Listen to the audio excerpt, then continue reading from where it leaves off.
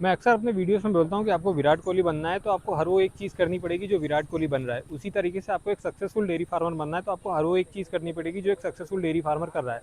लेकिन आपको कैसे पता वो एक सक्सेसफुल डेयरी फार्मर क्या क्या चीज़ें कर रहा है? तो आज हम आए हैं बाराबंकी में माँ डेयरी फार्म पे, जहाँ पर हम सुधीर भैया से मिलेंगे, उनका एक्सपीरियंस शेयर करेंगे और ये सीखेंगे कि वो जिस लेवल पे हैं उस लेवल पे कैसे हैं। क्यों? क्योंकि उन्होंने यूपी में एक बेंचमार्क सेट करके रखा है कि इस तरीके से डेयरी फार्मिंग होती है। पीछे तो जाना मजबूरी है, पीछे पीछे चलिए, दूध बढ़ता जा रहा है तो धीरे धीरे बढ़ते चलिए। लेकिन आप उसको जबरदस्ती 12 किलो खिला के और 15वें दिन 12वें दिन ही आप उसको 40 लीटर दूध मत लाइए, है ना। आजकल काफ़ी डेयरी फार्मर्स हैं जो सप्लीमेंट्स के ऊपर काफ़ी डिपेंडेंट हो जा रहे हैं। मार्केट में आपको काम के सप्लीमेंट भी मिल रहे हैं और फालतू सप्लीमेंट भी मिल रहे हैं। अब एक जो फार्मर है वो आइडेंटिफाई नहीं कर पा रहा है कि मेरी एनिमल्स को क्या सप्लीमेंट है। उसके पास जानवर है 8 लीटर का, वो उसको डेली बेसिस पे कैल्शियम भी दे रहा है, मिनरल मिक्सचर भी दे रहा है, लिवर टॉनिक भी दे रहा है, जो कि उसकी बॉडी एब्जॉर्ब ही नहीं कर पा रही है। क्यों? क्योंकि उतना वो अपने शरीर से निकाल ही नहीं रहा है। तो बिल्कुल। इसके ऊपर आपका क्या राय है कि कौन से लेवल ऑफ एनिमल को कितना सप्लीमेंट देना चाहिए और कौन से रिक्वायर्ड सप्लीमेंट्स है? अब देखें, ये क्या है ना अमन जी, कि कुछ ये मुद्दे हैं कि हम लोग जिस लेवल पे चीज़ों को सोच समझ रहे हैं वो बहुत टेक्निकल है। तो हमसे कोई अगर ये कहे कि एक एनिमल को कितना मिनरल देना चाहिए, 30 ग्राम 50 ग्राम, कंपनियां बेचने के चक्कर में 50 ग्राम लिख रही हैं। 50 ग्राम से अच्छे पशु का कुछ होना ही नहीं है। अगर आप 20-25 लीटर दूध ले रहे हैं तो 50 ग्राम से कुछ नहीं होगा। उसको कम से कम 100-125 ग्राम मिनरल जाएगा ही जाएगा, तब जाके कुछ काम बनता है। लेकिन ये है कि फिर मिनरल ढंग का हो और आप 365 दिन उसको, यहाँ तो देख रहा हूँ कि न्यूट्रिशनिस्ट ड्राई काऊ में मिनरल डाल रहा है ना। तो वो क्या डालना कितना डालना पता नहीं, हमारा पार्ट है कि नहीं है। डायरेक्टली जैसे ऐसे कैजुअल आप टॉक करोगे तो ऐसे कह सकते हैं कि भाई 50 ग्राम 40 ग्राम कम पड़ जाएगा, आप 80-100 ग्राम लेके चलिए, है ना। और अच्छे कंपनी की जो भी आपको जो टॉप रेटेड कंपनियां हैं, एक ग्रेड कंपनियां कह लीजिए, वो कारगिल हो, इंटास हो, वर्बेक हो, जो भी आप डाल रहे हो, एमएसडी हो, जो भी डालना चाहते हो आप, है ना, उसका डाल लीजिए, है ना। आपने ड्राई पीरियड की बात की कि ड्राई पीरियड में मिनरल मिक्सचर नहीं देना चाहिए। थोड़ा इस चीज़ पे लाइट देंगे कि नहीं, मिनरल मिक्सर डाल रहे हैं। डाल रहे हैं, अच्छा, हाँ, डाल रहे हैं। क्या डालना चाहिए? देखिए, डालना चाहिए, नहीं डालना चाहिए होगा तभी न्यूट्रिशनिस्ट डाल रहे हैं। हम्म। क्योंकि देखिए क्या होता है ना कि कुछ रिक्वायरमेंट वो समझते होंगे कि एक पशु का दूध न देने पर भी कितनी रिक्वायरमेंट है। और कुछ चीज़ें ऐसी होती है ना जैसे हम लोग क्वेश्चन नहीं कर सकते। तो मैं एक छोटा सा उदाहरण देता हूँ कि जैसे हमने देखा कि डॉक्टर साहब अभी ब्रोकन राइस नहीं मिल रहा। अब ब्रोकन राइस को क्योंकि चावल का सीजन जा रहा है, चावल उसकी कुटाई हो नहीं रही, तो ब्रोकन राइस नहीं आएगा। तो मैंने चाहा ब्रोकन राइस हटाया जाए, तो 9% ब्रोकन राइस होगा। तो न्यूट्रिशनिस्ट कैलकुलेट कर रहा है, व्यस्ता में फॉर्मुलेशन नहीं दिया उन्होंने, कहा चेंज कर लीजिए। तो 9% ब्रोकन राइस हटा रहे हैं, तो वो 12 पॉइंट सम परसेंट मेज बढ़ा रहे हैं उसके बदले में। इसका मतलब आप ब्लाइंडली ऐसे नहीं कर सकते कि ठीक है दोनों का स्टार्च लेवल अलग है, मेज का डेंसिटी कम है स्टार्च की, तो वो 9% एक इंग्रेडिएंट हटा रहे हैं तो 12% बढ़ा रहे हैं। तो ये उनका पार्ट है, समझ लीजिए। हम लोगों के शायद ये उसके उसमें स्कीम ऑफ थिंग्स में नहीं है कि आप किसको कितना मिनरल डाल दोगे, है ना। तो जब एनिमल ड्राई पे जाता है या ड्राई पे होता है, वो जो डिलीवरी से 2 महीने, 1 महीने और 20 दिन वाला फेज होता है, फार्मर को क्या चीज़ों का ध्यान देना चाहिए ताकि आने वाले टाइम में एक अच्छा दूध ले पाए? जैसे एक मैंने जो चीज़ सुनी है कि हमको हरा चारा अवॉइड करना है क्योंकि उसमें पॉजिटिव आयन्स होते हैं, सॉल्ट अवॉइड करना है। बिल्कुल। इस चीज़ के ऊपर थोड़ा वो ड्राई पीरियड के ऊपर अगर आप इन्फॉर्मेशन दे पाते तो। देखें क्या है अमन जी ना, कि ड्राई पीरियड इसको नहीं कहेंगे। ड्राई पीरियड तो वो है जब दूध बंद हो गया आपका। वो 3 महीने हो सकता है, 4 महीने हो सकता है, वो तो हमारा एक अलग पीरियड हो गया।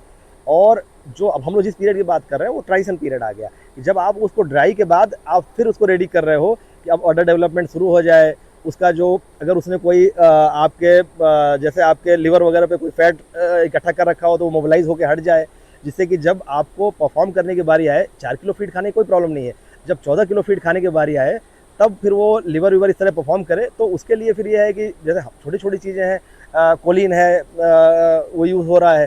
तो ये आपको या तो आप अलग अलग डालिए सब कुछ, या फिर कोई आप अच्छा ऐसा फीड खिला रहे हो तब आप निश्चिंत हो जाइए कि ठीक है हमने फला फीड खिला लिया, अब हमारे सब कुछ कवर्ड है। तो चीज़ें बहुत सी हैं। फिर उसके आपके विटामिन वगैरह है, रिक्वायर्ड विटामिन वगैरह, जैसे विटामिन एच वगैरह का जो रोल है अडर डेवलपमेंट के लिए, वो सब का ऐड करें अलग अलग करके। और तो यही तरीका है फीड में, जो आप जिसको हम लोग ट्राइसन फीड कह रहे हैं। ट्राइसन फीड में आप जैसे आपने कहा कि हमें पॉजिटिव आयन्स अवॉइड करने हैं, तो आपके ग्रीन पाउडर में राइट पोटेशियम होता है, तो K+ है, उसको आपको अवॉइड करना है। अब क्या होता है ना, जैसे कह तो दिया हमने आसानी से कि K+ से अवॉइड करिए, लेकिन मुद्दा क्या है कि वो पशुपालक बेचारा, उसके पास साइलेज भी नहीं है, गाय उसकी बड़ी है, तो हम उसको कह दें कि सब बंद कर दो, बेचारा भूसा और फीड लेकर फंसा पड़ा है, फीड भी अच्छा नहीं है। तो उससे तो अच्छा है थोड़ा बहुत ग्रीन पाउडर डाल लिया जाए, नहीं तो पता चला उससे भी गया वो। तो बछिया को तो बिल्कुल अवॉइड करना चाहिए, हीफर को। और गाय वाय में अगर आपके पास साइलेज वगैरह नहीं है तो शायद थोड़ा बहुत आपको लेके चलना पड़ सकता है, हमें ये हरा चारा हल्का। सुधीर जी, आपको मोटा मोटी 10-12 साल हो गया इस फील्ड में, और आप जहाँ पर पहुँचे हैं वो एक स्टैंडर्ड है, वो बेंचमार्क है कि पंजाब के कई फार्मर इस लेवल पे नहीं पहुँच पाते। तो बस मुझे इतना जानना है कि एक फार्मर जो आज कल या परसों डेयरी फार्म चालू करना चाहता है, वो क्या चीज़ें हैं जो उसमें होनी चाहिए, या वो व्हाट इट टेक्स टू, जहाँ आप हो वहाँ पर कोई आदमी कैसे पहुँच सकता है? देखिए, डेयरी फार्म को लेके मैं सबसे इम्पोर्टेंट तो हमेशा कहता हूँ कि पैसे के लिए अगर डेयरी फार्म किया जाएगा तो डेयरी फार्म इतना छका सकता है आपको कि फंसेंगे। तो पहले तो मैं कहता हूँ कि आपको पैशनेट होना पड़ेगा पशुओं के साथ, आपको मज़ा आता हो, आपका एक अच्छा बच्चा पैदा होता हो, अच्छा दूध देता हो, तो आपको खुशी बढ़ती जाती हो, है ना। हम लोग इतने व्यस्तता में फंस रहे हैं फीड को लेके भी, लेकिन उसके बाद भी हमें मज़ा आता है अपने डेयरी को करने के लिए। मैं अभी भी अच्छे अच्छे सीमेंट जुटा रहा हूँ, चारों तरफ से कर रहा हूँ। तो और उसकी इकोनॉमिक्स की बात करें तो देखें, आप जब जैसे 20 लीटर की गाय पे हो तो आप अलग इकोनॉमिक्स पे हो, जब 40 लीटर की गाय पे हो, जब आपकी 20 लीटर की गाय थी, जब आप गाय सेल करते तो गाय 70,000 की होती थी, 80,000 की होती थी। आप आज गाय सेल करोगे 2 लाख की होगी, 2.5 लाख की होगी, वो भी आपके पास उपलब्ध नहीं है। और मैं बिल्कुल विश्वास से कह सकता हूँ कि ये डेयरी फार्मिंग का फ्यूचर है, कि आप कल 3 लाख 3.5 लाख की गाय दीजिए, गाय होनी चाहिए उस लायक, 40 लीटर की पहले ब्याज की बछिया होनी चाहिए, होगी तो इतने लोगों को चाहिए, हम लोग इमेजिन नहीं कर सकते। अमन जी समझिए, है ना। मतलब पता नहीं आपके पास अनुभव ये आया कि नहीं, मैं तो पूरे अनुभव से बता रहा हूँ कि मेन लड़ाई मेरे पास ये हुई पिछले साल कि आपने 2.5 लाख वाली इस समय हमें क्यों नहीं बुलाया। मतलब जो लोग पहले आए वो ज़्यादातर ये वाली मैं लूँगा, फिर बाद में लड़ाई आई कि सर वो जो कागज़ पे दिख रही है वो तो मैं वो ले गए, तो कहता 2.5 लाख इस समय क्यों नहीं बुलाया। तो पशुपालक को अगर आप ईमानदारी से कोई देने वाला है, या जैसे इसको आप अपना फ्यूचर भी समझ सकते हैं डेयरी फार्मिंग का। अच्छा, मैं ऐसे लोगों को भी जानता हूँ जो डेयरी फार्मिंग छोड़ के हट गए, फिर दर्द है वही है कि तो अच्छा हो रहा है, करना चाहिए। तो बिना मतलब में आए नहीं और बिना मतलब में घबरा के जाए नहीं, दोनों ही है ना।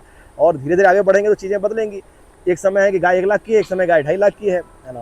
पहले एक समय आता था जो लोग कहते थे कि भाई 1.25 लाख की गाय को फीड खिला के तैयार करके क्या कर लेंगे, उससे अच्छा तो गाय मिल जाएगी। भाई जिस गाय को तैयार करने की बात की जा रही थी वो गाय 2-2.5 लाख 3 लाख रुपए की थी, है ना। वो साबित है। अब तो पैसे तो हमारे अभी भी 1.25 लाख ही लगते हैं, अब वो गाय 1.5 लाख की नहीं रही। अच्छा, दूसरा मैं ये भी कह रहा हूँ कि मतलब जैसे कहते हैं, मैं जो पैशन कहता हूँ तो उसका मतलब यही है कि पैसा ड्राइव करेगा तो फंसेगा मुद्दा, है ना। क्योंकि बहुत से ऐसे फेज आएंगे कि लगेगा कि अरे यार पैसे भी नहीं आते, है ना। मतलब जब आप उस समय बच्चा देके खुश हो लीजिए, आएगा शुरू में 2 साल, जब 2-3 साल आप ब्रीडिंग करोगे तो अनप्रोडक्टिव बच्चे आएंगे अलग अलग एज के, कोई 2 साल का अबाउट टू डिलीवर, कोई AI करने वाला ग्रुप रहेगा, तो सब मिला के लोड आएगा फाइनेंशियल।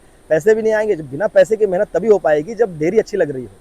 इसीलिए मैं कहता हूँ कि डेयरी अगर आप शहर में रह के कैलकुलेट कर रहे हैं कि मैं कर लूँगा, ऐसे कर लूँगा, और शहर में रहना कोई नेगेटिव मुद्दा नहीं है, लेकिन आपके पास और नेगेटिव एस्पेक्ट है, आपके पास हरा चारा नहीं है, सब कुछ है, और आप पैसे के हिसाब से जा रहे हो, आपकी कपड़े की दुकान है, आप जा रहे हो कि हम इसको भी करेंगे, नहीं होगा उतना आसानी से। और पार्ट टाइम किसी तरह से डेयरी नहीं है, आपको डेयरी आपका वेटनरी सिस्टम यूपी में पार नहीं करने दे रहा है। तो कैसे पार होगा, जब आप उस लेवल पे आ जाओ कि अपने पशु अपने संभालोगे, और संभालोगे कैसे, जब आप जानकारी हासिल करोगे, समय होगा, पैशनेट होगे, तभी होगा। तो इसीलिए कहते हैं कि पैशन तो मस्ट है, समझ लीजिए। डेयरी में मतलब जुझारू और बहुत लगाव होगा तब जाके गाड़ी पार होगी। ठीक है सुधीर जी, आपने अपना कीमती समय हमें दिया, इसके लिए धन्यवाद। Thank you Anil ji.